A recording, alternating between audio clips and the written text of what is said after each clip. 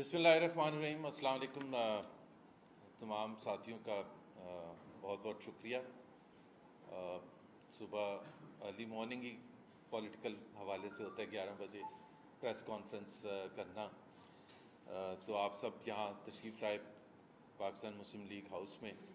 پتہ ہے معیشت کے حوالے سے ظاہر سی بات ہے پاکستان کے جو 22 کروڑ عوام ہیں ان کے لیے سب سے زیادہ جو اہمیت کی چیز ہے وہ معیشت ہے۔ مہنگائی ہے، بے روزگاری ہے، غربت ہے، اور کہاں پاکستان جا رہا ہے پچھلے پونے 3 سال میں، خاص طور پر جب سے پی ٹی آئی کی حکومت آئی ہے۔ تو اس وجہ سے ایک تو ضروری بنتا ہے کیونکہ ہر مہینے معیشت کے مختلف اہداف آتے ہیں، ٹیکس کلیکشن کے حوالے سے، گروتھ کے حوالے سے، فسکل ڈیفیسٹ کے حوالے سے، اور دوسرے جو اہداف ہوتے ہیں میکرو اکنامک انڈیکیٹرز ہوتے ہیں، ایک تو ہر مہینے یا ہر کوارٹرلی یا ہر 6 مہینے کے بعد یا اینول، تو ایک تو وہ ضروری بنتا ہے کہ اس کا تجزیہ کیا جائے کہ جی معیشت کس طرف جا رہی ہے۔ اور ایک اس لیے ضروری بنتا ہے اپوزیشن کے لیے، پاکستان مسلم لیگ نواز کے لیے، کیونکہ ہمارے جو حکومت ہے اس میں جو منسٹرز ہیں بشمول پرائم منسٹر صاحب کے، وہ کئی دفعہ ایسی باتیں کرتے ہیں کہ ہنسی بھی آتی ہے کہ عوام کی حالت دیکھیں تو وہ ایک طرف ہے، اور جو وہ بیٹھ کے بڑے بڑے محلوں میں اور دفتروں میں کلیم کر رہے ہیں اور ٹویٹس کر رہے ہیں وہ بالکل مختلف ایک صورتحال۔ ایسے نہیں لگتا کہ وہ پاکستان کے بارے میں بات کر رہے ہیں۔ تو اس دفعہ بھی یہ جو ایک تو ظاہر ہے موقع بھی بنتا تھا کیونکہ ایک فائنینس منسٹری میں چینجز ہوئے ہیں، اس حوالے سے کہ کس وجہ سے بار بار چینج کرنا پڑتا ہے وزیر اعظم صاحب کو، اپنی جو معاشی ٹیم ہے اس کو چینج کرنا پڑتا ہے، اس حوالے سے بھی بڑا امپورٹنٹ تھا۔ اور دوسری اہمیت تھی کہ جو نئے وزیر خزانہ جن کو ایڈیشنل چارج دیا گیا ہے حماد اظہر صاحب کو، انہوں نے بھی بڑے بڑے دعوے کر دیے ہیں معیشت کے حوالے سے کہ وہ زبردست معیشت چلتی ہے۔ مسئلہ یہ ہوتا ہے معیشت میں دو چیزیں ہوتی ہیں بڑی اہمیت، جس میں آپ جو مرضی کلیم کرتے رہیں۔ ایک تو عوام سے پرسنل، چاہے وہ ریڈی والا ہے، چاہے وہ اسکول ٹیچر ہے، چاہے وہ مڈل کلاس کوئی اکاؤنٹنٹ ہے یا جو بھی ہے، اس کو معیشت کے لیے ورلڈ بینک اور آئی ایم ایف کی رپورٹس یا حماد اظہر کی سٹیٹمنٹ یا عمران خان کی سٹیٹمنٹ بتانے کی ضرورت نہیں ہوتی۔ وہ جب دکان میں چینی لینے جاتا ہے تو اس کو پتہ چل جاتا ہے کہ چینی مہنگی ہو گئی ہے، انڈے لینے جاتا ہے، مرغی لینے جاتا ہے، دالیں لینے جاتا ہے، بجلی کا بل پے کرتا ہے، بچوں کی اسکول کی فیس پے کرتا ہے، تو اس کو پتہ چل جاتا ہے کہ معیشت کی حالت کیا ہے، کیونکہ انکم بڑھ نہیں رہی ہے اور مہنگائی بڑھتی چلی جا رہی ہے۔ تو ظاہر سی بات ہے ہر مہینے، ہر آنے والا مہینہ اس کے لیے ایک مشکل سے مشکل ہو جاتا ہے۔ تو ایک تو یہ بتانے کی ضرورت ہے وزیر اعظم صاحب کو، اور حماد اظہر صاحب نئے نئے آئے ہیں، کہ ابھی ایک سروے 2 دن پہلے ہوا ہے پاکستان کا، جس میں عوام نے 3 جو ایریاز ہیں معیشت کے، اس کو کہا ہے کہ سب سے زیادہ ان کے نزدیک اہمیت ان 3 چیزوں کی: مہنگائی، غربت، بے روزگاری۔ یہ 3 ہیں جو سب سے زیادہ امپورٹنٹ ہیں، اور ان 3 کے بارے میں آپ اپنی بات سنیں گے، آج بھی کریں گی فردوس عاشقبان، شہباز گل، حماد اظہر، فواد چودھری، وزیر اعظم صاحب بھی کہیں بولیں گے۔ کرنٹ اکاؤنٹ ڈیفیسٹ ہم نے بڑا اچھا کر دیا۔ کرنٹ اکاؤنٹ ڈیفیسٹ اچھا کرنے کا مطلب یہ ہوتا ہے کہ اس کی وجہ سے ان 3 چیزوں پر اچھا اثر آنا چاہیے: مہنگائی کم ہو، غربت کم ہو، بے روزگاری کم ہو، تو جا کے آپ کہہ سکتے ہیں کہ جی جو آپ نے کرنٹ اکاؤنٹ میں جو پازیٹیو چیز لائے ہیں اس کا فائدہ عوام تک پہنچ رہا ہے۔ ورنہ انہوں نے کیا کیا ہے، یہ بالکل ایسا ہی ہے، اور یہ پتہ نہیں وزیر اعظم اگر سنیں تو وہ سمجھ لیں کہ ایک گھر میں بجلی کا بل بہت آتا ہے، آپ لائٹس کھولنا بند کرتے ہیں، آپ پنکھے چلانا بند کرتے ہیں، آپ اے سی چلانا بند کرتے ہیں، اور مہینے کے بعد آپ ایک دوسرے کو شاباشی دے رہے ہیں کہ دیکھیں جی بجلی کا بل 0 ہو گیا۔ کام نہیں ہوگا، کوئی بچہ اسکول نہیں جائے گا، پڑھائی نہیں کر سکے گا، کھانا نہیں بنے گا، لیکن ایک دوسرے کو مبارکباد کس چیز کی کہ بجلی کا بل دیکھیں ہم نے کتنا کم کر دیا. ایسے بجلی کا بل کم کرنے سے کوئی فائدہ نہیں ہوتا جب تک اس گھر والوں کے لیے بہتری نہ آئے. سو اسی طرح سے سب سے اب یہ 3 اہداف کا ہم ذکر کر لیتے ہیں کہ یہ 3 اہداف جب سے یہ حکومت آئی ہے. اور پہلے تو میں حماد اظہر اور یہ جو چینجز ہیں اس کے حوالے سے بات کر لوں کہ آپ خود یہ سوچیں کہ جب سے یہ حکومت آئی ہے، عمران خان صاحب پہلے کہتے تھے کہ میرے پاس تیار ہے ٹیم، معیشت کو ہم یہاں نیچے سے اوپر آسمان تک پہنچا دیں گے. 1 سال دے دیں مجھے، 1 سال، پہلے تو 90 دن کا، پھر 100 دن کا، پھر 1 سال کا، پھر 2 سال کا، اب 3 سال ہونے والے ہیں. 3 فائنینس منسٹرز، ابھی 3 سال نہیں ختم ہوئے. اور تیسرا جو ہے حماد اظہر، وہ ایڈیشنل چارج ہے. شوکت ترین صاحب پچھلے ہفتے آپ نے دیکھا تھا ٹی وی پر آئے اور انہوں نے کہا کہ ان کو آفر ہوئی ہے. تو ابھی ہمیں جیسے ہم بات کر رہے ہیں ہمیں یہ نہیں پتا کہ ہمارا فائنینس منسٹر کون ہے. اور یہ اپریل کا مہینہ ہے، بجٹ آنے والا ہے، IMF پروگرام میں جانے والے ہیں، معیشت کی بدحالی کی انتہا ہے، اور ابھی ہمیں یہ نہیں پتا کہ ہمارا فائنینس منسٹر کون ہے. 4 فائنینس سیکرٹری چینج ہو چکے ہیں، 5 FBR چیئرمین چینج ہو چکے ہیں، 4 board of investment chairman change ہو چکے ہیں. یہ معیشت کی ٹیم ہے، وہ جو تیار تھی 2018 سے پہلے. مطلب کسی نے سوچا تھا کہ جب عمران خان صاحب 2018 سے پہلے کہہ رہے تھے کہ میں بہترین ٹیم لاؤں گا جیسی اس قوم نے نہیں دیکھی ہے، اس کی معیشت کے انچارج حفیظ شیخ ہوں گے یا حماد اظہر ہوں گے. اگر کوئی دل پر ہاتھ رکھ کے کوئی PTI کا بڑا سے بڑا سپورٹر کہتے کہ ہاں ہمیں پتا تھا کہ ان میں سے 2 میں سے فائنینس منسٹر ہوگا. پہلے اسد عمر نے ہونا تھا، اسد عمر کو 8-9 مہینے کے بعد فارغ کر دیا، وہ بھی آپ نے ہی کیا. حفیظ شیخ صاحب کو فارغ کیا تو شبلی فراز جو سپوکس پرسن ہے حکومت کے، انہوں نے کہا کہ یہ مہنگائی کو کنٹرول نہیں کر سکے تھے. بھائی ہم بھی تو 3 سال سے یہی کہہ رہے تھے کہ سب سے بڑا جو ایشو ہوتا ہے پاکستان کے عوام کے لیے، 22 کروڑ عوام کے لیے، وہ مہنگائی ہوتا ہے. اور آپ نے بڑے آرام سے 3.25 سال کے بعد فائنینس منسٹر کو فارغ کیا اور کہا کہ جی وہ مہنگائی پر نہیں کنٹرول کر سکتے.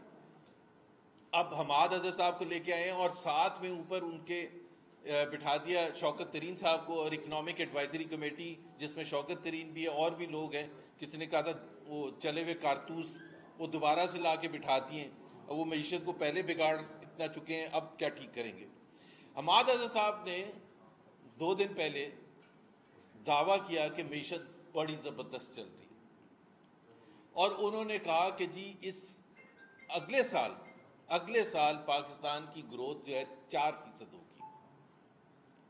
ایک تو آپ اگلے سال کی بات نہ کریں، آپ پہلے تو اس سال کی بات کر لیں، تیسرا سال جو ختم ہو رہا ہے.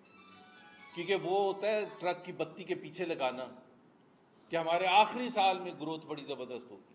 اس وقت 2020 جون جو ختم ہو رہا ہے، جو ورلڈ بینک کی رپورٹ اور خود جو پاکستان کی حکومت مانتی ہے، اس کے حساب سے پاکستان کی گروتھ ریٹ ہوگی 1.5%. یعنی کہ 75-74 سال میں 2% سے کم ریئرلی ہماری گروتھ ریٹ رہی ہے، اور یہ کریں گے 1.5%. یہ تیسرا سال ختم ہوگا PTI کی حکومت کا. یہ ابھی آئے نہیں ہے. پہلے سال تھی 1.9%. کہاں سے 1.9% آئی تھی؟ 5.8% جہاں ہم چھوڑ کے گئے تھے. دوسرے سال مائنس میں، جو ابھی 2020 جون گزرا ہے، اس سال 1.5%. ابھی میں آپ سے یہ پوچھتا ہوں کہ پاکستان کی 1.5 کووڈ ریزن دیتے نا، اب تیسرے سال تو اور کوئی ریزن نہیں دیتے. اب باقی ممالک ذرا دیکھ لیں کہ ان کی گروتھ ریٹ کیا ہوگی.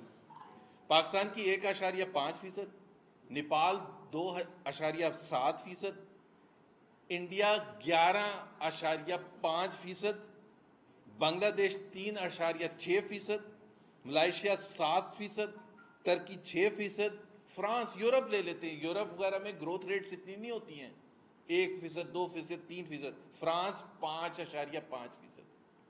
تو مجھے کوئی بتائے، عمران خان سے یہ سوال پوچھے کہ 3 سال کے آخر میں، کووڈ تو سب جگہ آیا نا، یہ کہتے ہیں نا کووڈ، تو انڈیا میں نہیں آیا.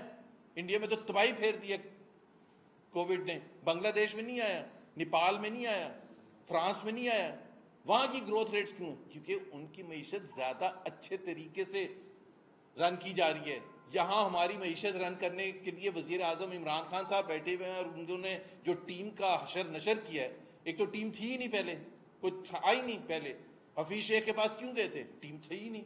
ایک اسد عمر کو جب جیسے ہی فارغ کیا تو ان کے پاس کوئی تھا ہی نہیں، اور پہلے کہتے تھے 200 ہمارے پاس ایکسپرٹس بیٹھے ہیں معیشت کے.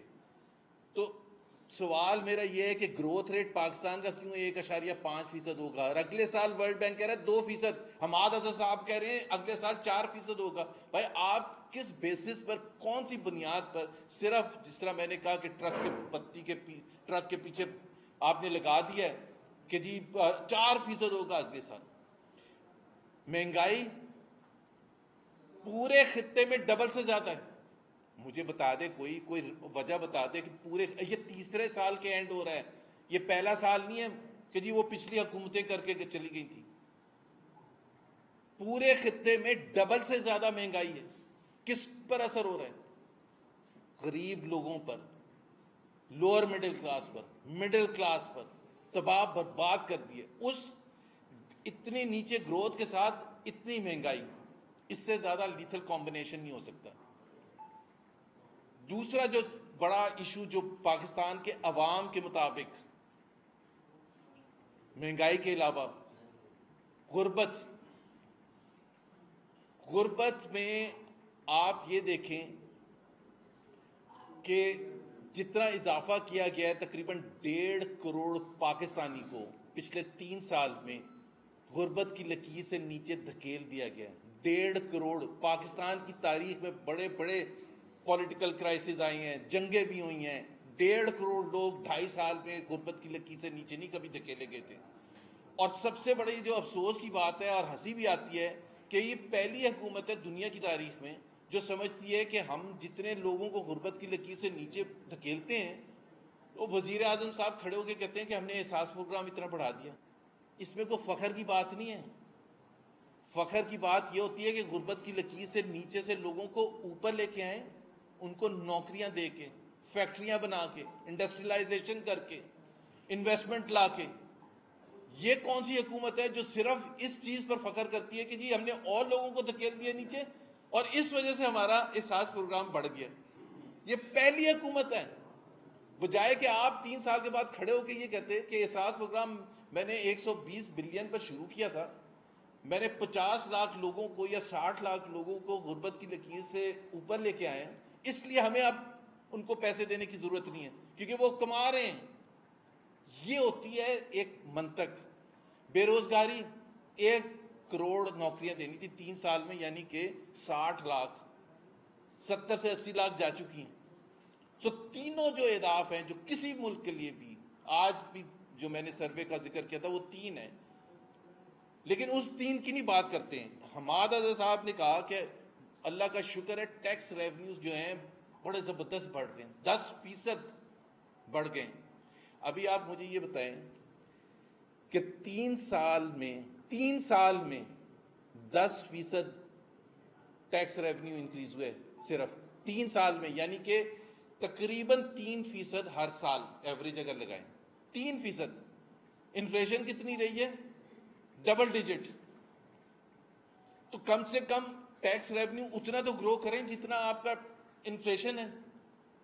اب آپ کمپیئر کر لیں 3% ایوریج 3 سال پر، اور پی ایم ایل این کے جو 5 سال تھے اس میں سے 4 سال میں 20% گروتھ تھی، ریونیو گروتھ 20%. سب سے کم تھی 13%، اور انفلیشن کتنا تھا؟ 4%. اس سے آپ تناسب سے دیکھیں کہ جینوئنلی ٹیکس ریونیو بڑھنے کا فائدہ کیا ہے؟ ٹیکس ریونیو بڑھنے کا فائدہ یہ ہے ہم نے ڈبل کیا، 1900 بلین سے لے کے 3850 بلین پر چھوڑا. یہ ادھر ہی پھنسے ہوئے ہیں. اس سال صرف 10% گرو کریں گے تو 3 سال میں آپ حساب لگا لیں. اس کا مطلب کیا ہے؟ ایک صرف میں الارمنگ فگر بتا دوں اس قوم کے لیے، اور حماد اظہر صاحب اگر سننا چاہیں تو، اور وزیر اعظم صاحب، کہ کتنا ہم کس ڈیزاسٹر کی طرف جا چکے ہیں. جو آپ کے ڈیٹ سروسنگ ہوتی ہے، جتنا آپ کا ٹیکس ریونیو کلیکٹ ہوتا ہے اس کی تناسب سے، جس کو آپ کہتے ہیں debt servicing to F P R revenue 39%، 39% تھا 2018 میں، یعنی کہ جتنا ٹیکس ریونیو آتا تھا اس کا 39% جو تھا وہ قرضوں میں چلا جاتا تھا، انٹرسٹ میں۔ اس سال وہ 80% ہوگا، ڈبل سے زیادہ کر دیا صرف 3 سال میں۔ ابھی آپ بتائیں کہ یہ کیا معیشت سسٹینیبل ہے؟ اور یہ ٹرینڈ ہوتا ہے، پچھلے سال 74% تھا، اس سال تقریباً 80% ہوگا، یعنی کہ جو بھی F P R revenue collect کرے گا 80%، صرف کس وجہ سے؟ جو شوکت کریم نے بھی کہا تھا 1500 ارب روپے تو ایڈ کر دیا انٹرسٹ میں۔ کیوں ایڈ کر دیا؟ اپنی غلط پالیسیز کی وجہ سے۔ ایک تو معیشت چوک کر رہی ہے، ٹیکس ریونیو آپ نے بڑھایا ہی نہیں، اخراجات آپ کے بڑھتے چلے جا رہے ہیں، فسکل ڈیفیسٹ بڑھتا چلا جا رہا ہے، ظاہر سی بات ہے آپ قرضے زیادہ لیں گے تو انٹرسٹ پیمنٹ زیادہ ہوگا۔ اور میں صرف ایک فگر آپ کو بتا دوں، کیونکہ حماد اظہر نے بھی ذکر کیا کہ ہم فسکل ڈیفیسٹ پر کنٹرول کر رہے ہیں۔ پاکستان کی تاریخ میں یہ واحد 3 سال ہیں، 2019، 2020 اور 2021، جس میں fiscal deficit percentage of G D P کے حساب سے 8% سے اوپر رہا ہے، پہلی دفعہ پاکستان کی تاریخ میں۔ اماؤنٹ جو میرا خیال ہے وزیر اعظم زیادہ اچھی طرح سمجھ لیں گے، اور جو کہتے ہیں نا کہ قرضے کیسے ہوتے ہیں، پہلے 3 سال میں پی ایم ایل این کی حکومت میں 4200 بلین روپے کا فسکل ڈیفیسٹ تھا، یعنی کہ جو اخراجات تھے اور جو انکم تھی، ایف پی آر کا ریونیو تھا، اس میں جو ڈفرنس تھا وہ 4200 بلین تھا۔ یہ facts and figure state bank of Pakistan اور منسٹری آف فائنینس کی ہیں، ہماری اپنی نہیں ہے۔ 4200 3 سال میں، انہوں نے 3 سال میں کتنا کریں گے؟ 10,700 ارب۔ 10,700 ارب آپ کہاں سے پورا کریں گے؟ قرضے ہی لیں گے نا۔ 10,700 ارب کمپیئر کریں 4,200 ارب سے، تو بیڑا غرق کر دیا ہے۔ شوکت ترین نے بھی ایگزیکٹ جو الفاظ استعمال کیے تھے کہ حکومت نے اچھا اپنی پالیسی، پہلے آپ نے انٹرسٹ ریٹس ڈبل سے زیادہ کر دیے، پھر کہتے ہیں قرضے اس وجہ سے بڑھ گئے کہ انٹرسٹ ریٹ بڑھا دیا۔ بھائی یہ تو آپ ہی کا فیصلہ تھا نا، غلط فیصلے آپ کریں اور بوجھ اٹھانا پڑے پاکستانی قوم کو۔ پاکستانی قوم پس گئی اس کی وجہ سے۔ ابھی جتنا بھی میں نے آپ کو بتایا 80% ایف بی آر کا ریونیو صرف انٹرسٹ سروسنگ میں جا رہا ہے، تو آپ ہر چیز کے لیے، اور ڈیفنس کو آپ ملا لیں تو وہ آپ 100% سے اوپر چلا جاتا ہے، اور پھر ہر چیز کے لیے آج سے میرا خیال ہے 2 سال بعد 2023 تک اگر یہ حکومت چلی تو 100% جتنا ایف بی آر کا ریونیو ہوگا اتنا انٹرسٹ پیمنٹ ہوگی۔ تو اس کا مطلب یہ ہے کہ ہر چیز کے لیے باشمول ڈیفنس، باشمول صوبوں کو جو 60% دینا پڑتا ہے ایف بی آر ریونیو کا، ہر چیز کے لیے آپ قرضہ لیں گے۔ تو اگر سب سے زیادہ جو اہمیت ہوتی ہے معیشت میں ہوتی ہے ٹرینڈز کی، کہ آپ کے ٹرینڈز کس طرف جا رہے ہیں، کہ کیا وہ نیگیٹو جا رہے ہیں یا پازیٹیو جا رہے ہیں۔ سلولی اگر آپ پازیٹیوٹی کی طرف لے کے جائیں گے کہ جی گروتھ ریٹ آہستہ آہستہ بڑھے گی، آپ نے 5.8% سے 1.9% پر آگے، آپ کو وجہ بتا دیں، اس وقت تو کووڈ بھی نہیں تھا، اور ہماری کیوں سب سے کم ہے 3 سال کے بعد؟ بنگلہ دیش کی ہمارے سے زیادہ کیوں ہے؟ سری لنکا کی ہمارے سے زیادہ کیوں ہے؟ نیپال کی ہمارے سے زیادہ کیوں ہے؟ ہندوستان کی ہمارے سے زیادہ کیوں ہے؟ ملائیشیا، ٹرکی، مطلب کوئی ریزن ہوتا ہے سوائے اس کے کہ شرمندگی ہو کہ جی ہم نکمے ہیں، ہماری حکومت نکمی ہے، اس کی سمجھ بوجھ نہیں ہے، اس کے پاس ٹیم نہیں ہے۔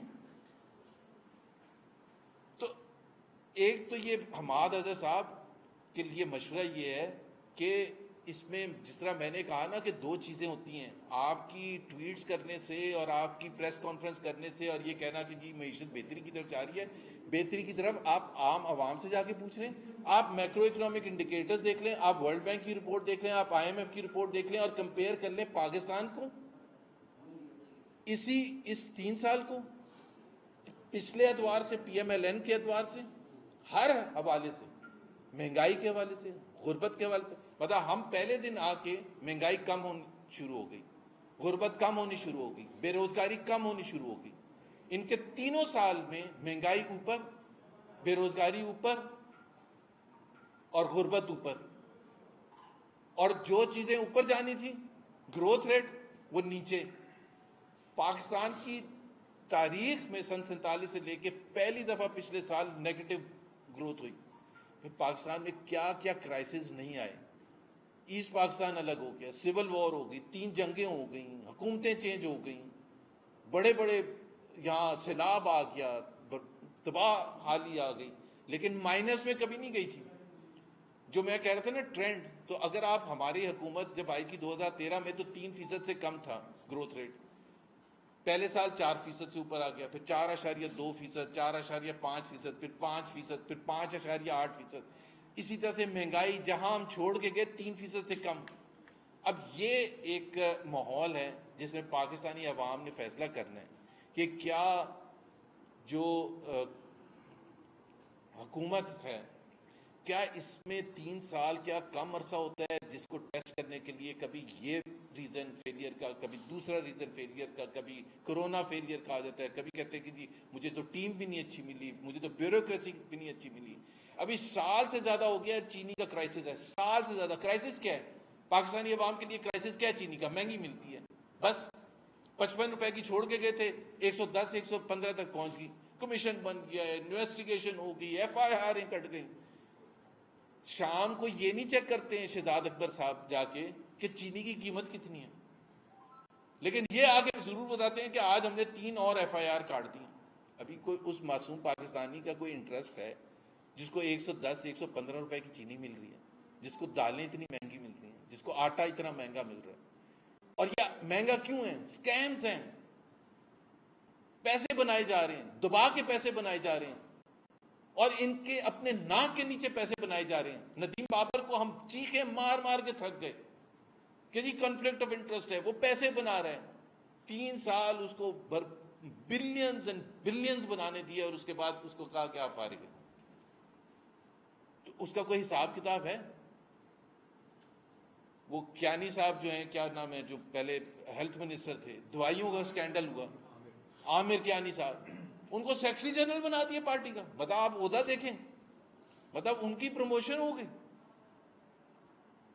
کوئی ایک آپ بتا دیں، رزاق داؤد پر روز ٹی وی پر پروگرام ہوتے ہیں کنفلکٹ آف انٹرسٹ. ابھی یہ جو چینی کا سکینڈل ہوا ہے، کاٹن کا سکینڈل ہوا ہے، کہ ECC میں سمری لے کے چلے گئے، اور وزیر اعظم صاحب جو ہیں وہ کہتے ہیں جی انہوں نے ہیٹ پہلے پہنا تھا کمرس منسٹر کا، ہیٹ نہیں پہنا تھا، مائنڈ پہننا تھا.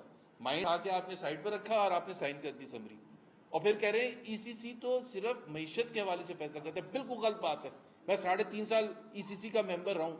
آپ خود سوچیں کہ اتنی پاورفل باڈی ہو جو چیئر کر رہا ہو فائنانس منسٹر، جس میں سارے اکانومی ریلیٹڈ فیڈرل منسٹرز ہوں، governor state bank who, SCGP chairman who, board of investment کے چیئرمین ہوں، سیکٹریز ہوں سارے. تو وہ امپلیکیشنز نہیں ڈسکس کرتے کہ جی کیا ہم، پاکستان نے تو ٹریڈ بند کی بھی ہے انڈیا کے ساتھ. یہ اتنا بڑا فیصلہ جو ہم کرنے جا رہے ہیں، اس میں منسٹری آف فارن افیئرز یا آپ کی منسٹری آف دوسری جو ڈیفنس آرگنائزیشنز ہیں ان کا انپٹ لے لیا، نیشنل سیکیورٹی کا انپٹ لے لیا. وہ نہیں انپٹ لیا. جب وہ ویلا مچا اور شور مچا، اور کیبنٹ میں جب سمری گئی ہے تو وزیر اعظم اتنے معصوم ہیں، وہ حماد سے پوچھ رہے ہیں کہ حماد آپ نے یہ کیسے کر دیا؟ اور حماد ایٹ لیسٹ اس میں تو میں سلام کروں گا حماد کو کہ اس نے کہا سر آپ ہی نے تو کہا تھا. تو مطلب اگر وزیر اعظم کی حالت یہ ہے تو آپ سوچیں کہ فیصلہ سازی کیسے ہو رہی ہے. اسٹیٹمنٹ یا ہر موومنٹ جو مریم نواز صاحبہ کی ہوتی ہے تو 5 وزیر پریس کانفرنس کرتے ہیں اسی دن، اور پھر ٹاک شوز میں مریم نواز مریم نواز مریم نواز. تو ہمارے لیے تو ہمیں تسلی اس چیز سے ہوتی ہے کہ سب سے زیادہ خوف ان کو ہے مریم نواز سے، اور وہ ریفلیکٹ ہوتا ہے. لیکن آپ کے لیے میں بتا دوں کہ وہ کہیں بھی نہیں جا رہی. وہ انہوں نے بڑا کلیئرلی کہا ہے جب تک اس حکومت کو نہیں نکالیں گی. اب اللہ کرے جلد سے جلد یہ حکومت چلی جائے.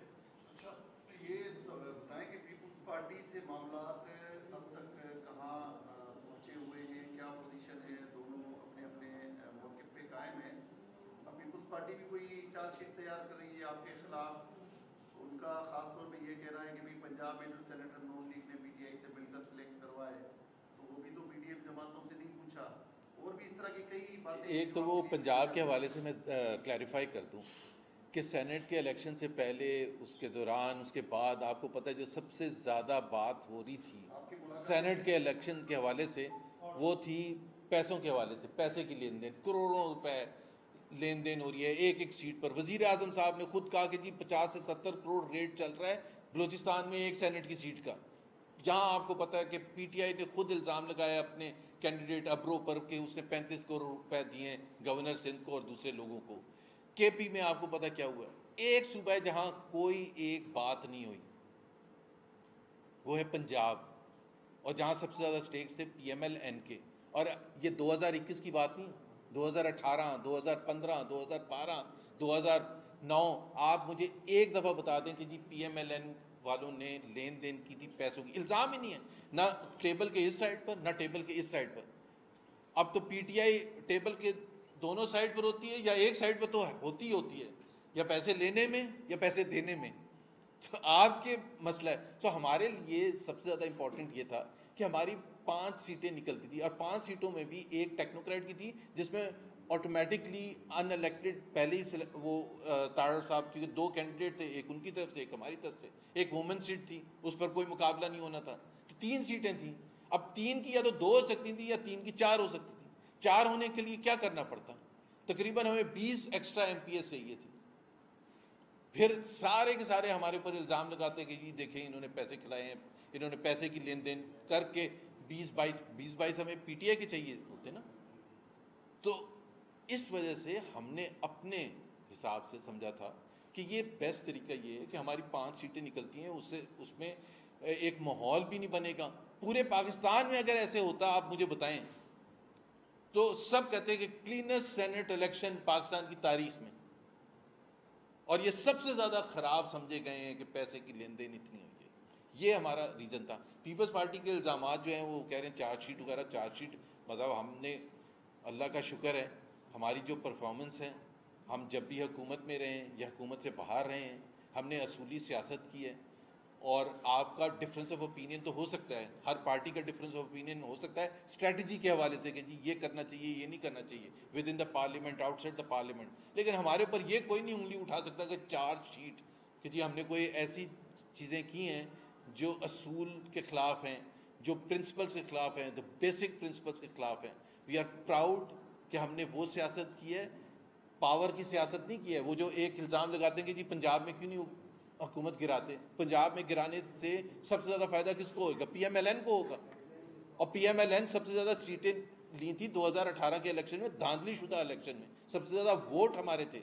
बावजूद इसके तो हमने, हमारा मकसद ये नहीं है कि हम एक सूबे में गिरा दें और फिर मज़े लेने के लिए बैठ जाएं कि जी हुकूमत नहीं चलने दे रहे, फेडरल हुकूमत।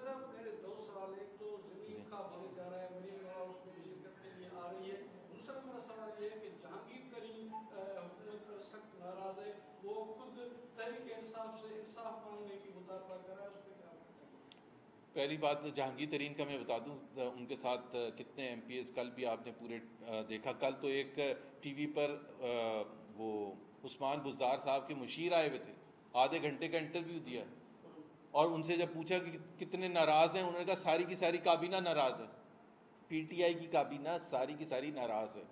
ये कल ARY पर 10 बजे अरशद शरीफ के प्रोग्राम में आधे घंटे का इंटरव्यू दिया।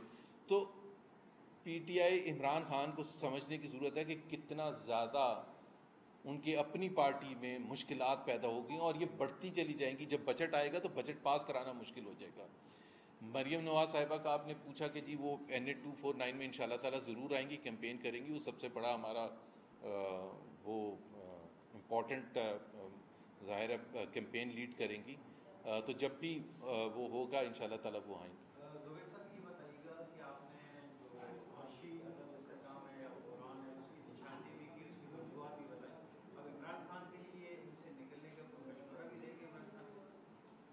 ये माशी मुश्किलात से, जब आप, मैंने आपको कहा 5 बोर्ड ऑफ इन्वेस्टमेंट चेयरमैन आप बदलते हैं, 5 आप वो बदलते हैं FPR चेयरमैन, 3 सेक्रेटरी ख़जाना बदलते हैं, 3 फाइनेंस मिनिस्टर बदलते हैं, अभी 3 साल नहीं पूरे हुए, और हमाद अज़हर को एडिशनल चार्ज दिया है। अभी तक हमें ये नहीं पता कि फाइनेंस मिनिस्टर कौन होगा, और फिर उसके ऊपर बैठे हैं कप्तान। मतलब या तो ना कप्तान ऐसे हैं जो बेहतरीन ऑलराउंडर हैं, बॉलिंग भी ज़बरदस्त करते हैं, बैटिंग भी ज़बरदस्त करते हैं, जब वो पार्लियामेंट में खड़े होकर कहते हैं एक ही मैक्रो इकोनॉमिक इंडिकेटर है जो इंपॉर्टेंट होता है, और वो है करंट अकाउंट डेफिसिट। मुझे आप खुद बताएं कि मईशत कैसे ठीक हो सकती है जब उनकी नज़र सिर्फ एक चीज़ पर है। और आपने देख लिया ट्रेड ڈیفیسٹ دیکھ لیں, کرنٹ اکاؤنٹ ڈیفیسٹ, تھوڑی سی اکنامک ایکٹیویٹی ہوگی وہ خراب ہونا شروع ہو جائے گا. بھائی اکنامک ایکٹیویٹی نہیں تھی, جب امپورٹ ہی آپ نے بند کر دیا, جب اکانومی کو آپ نے چوک کر دیا, تو ظاہر سی بات ہے وہ تو ہمیں تو کوئی امید نہیں ہے. ہاں ہم اگر آپ ہمارے سے پوچھیں گے کہ ہم کیا کریں گے, ہم یہ کمٹ کرتے ہیں کہ سلولی بٹ شورلی ہر اہداف پازیٹیو ٹرینڈ ہونا شروع ہو جائے گا پہلے سال میں, جیسے ہم نے 2013 میں کیا تھا. صاحب کل وزیر داخلہ جو ہے شیخ رشید, ان کا برطانیہ کا ویزا مسترد ہو گیا ہے, اس کو آپ کیسے دیکھتے ہیں کہ کیا امیج جائے گا پاکستان کا اور کیا وجہ ہو سکتی ہے؟ پاکستان کا امیج آپ یہ دیکھ لیں نا, جب ورلڈ بینک کی رپورٹ کہیں بھی میکسیکو میں, ارجنٹینا میں, یو ایس اے میں, برطانیہ میں, انڈیا میں بیٹھ کے کوئی بھی دیکھے گا تو آپ کا امیج تو بالکل تباہ برباد ہو جائے گا, جس کو سمجھ ہی نہیں آئے گی کہ پاکستان جس خطے میں ہے اس خطے میں ہر ملک جو ہے پاکستان سے ڈبل سے زیادہ ترقی کر رہا ہے.